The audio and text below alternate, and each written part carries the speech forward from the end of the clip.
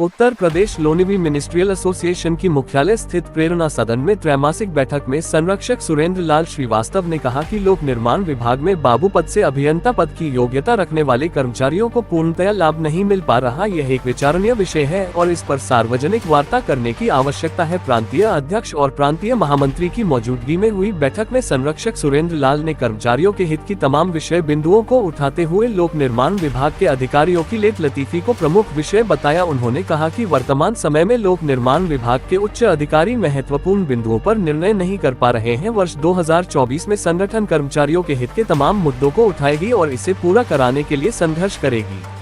उन्होंने कर्मचारी हित के साथ महत्वपूर्ण बिंदुओं की चर्चा करते हुए कहा कि इस वर्ष अगर आंदोलन की आवश्यकता पड़ी तो भी एसोसिएशन पीछे नहीं हटेगी, जिसमें इंक्रीमेंट, पदोन्नति, वेतन वृद्धि, पुरानी पेंशन जैसे मुद्दे शीर्ष पर रहेंगे। इस दौरान प्रांतीय अध्यक्ष पी त्रिवेदी ने प्रमुख बिंदुओं पर प्रकाश डालते हुए अपनी बातों को रखा। प्रांतीय महामंत्री जेपी पांडे, मीडिया प्रमुख सीपी श्रीवास्तव सहित एसोसिएशन के तमाम पदाधिकारी मौजूद रहे।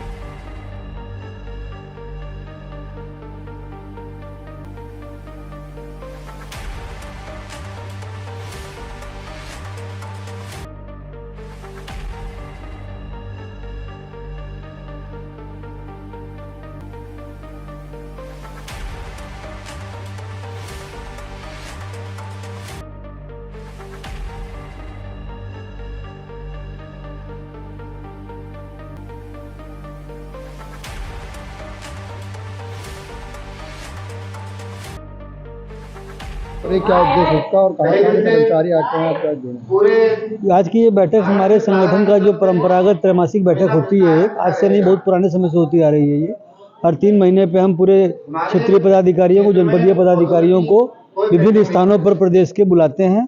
आज चूँकि हमारा केंद्रीय कार्यालय लखनऊ में है, आज यहाँ ठंड के कारण यहाँ पर बैठक की गई है। तो अन्य जनपदों के अन्य जिलों में भी होती है बैठक में।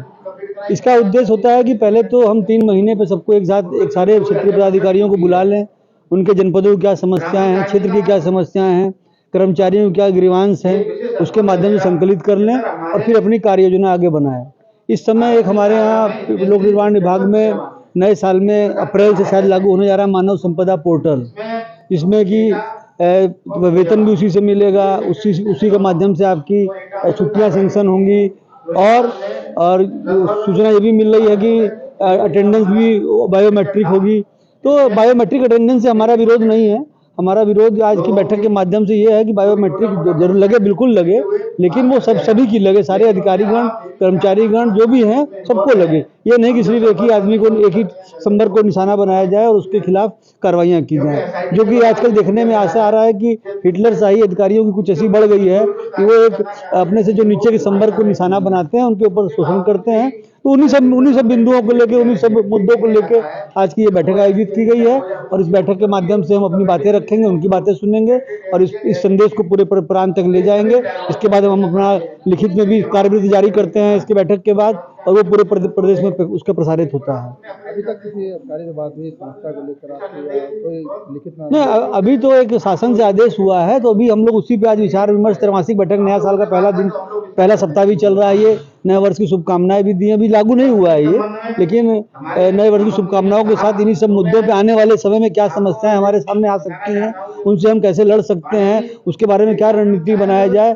तो ये त्रैमासिक बैठक इसीलिए होती है कि उन सब बिंदुओं पर हम विचार विमर्श करें और कर्मचारियों को अपने जो भी ज़्यादा लाभ दिला सकें, ज़्यादा उनकी समस्याओं का समाधान कर सकें, उस ओर बढ़ सकें। आज यहाँ पे बैठक हो रही है,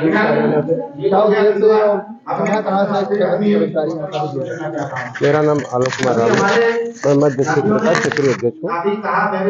हम लोग ये 40वें अधिवेशन के बाद दूसरी त्रैमासिक बैठक चल रही है, जिसमें हमारे पूरे प्रांत से, हर जनपद से कर्मचारी आते हैं, जिला अध्यक्ष आते हैं और कर्म सदस्य भी आते हैं।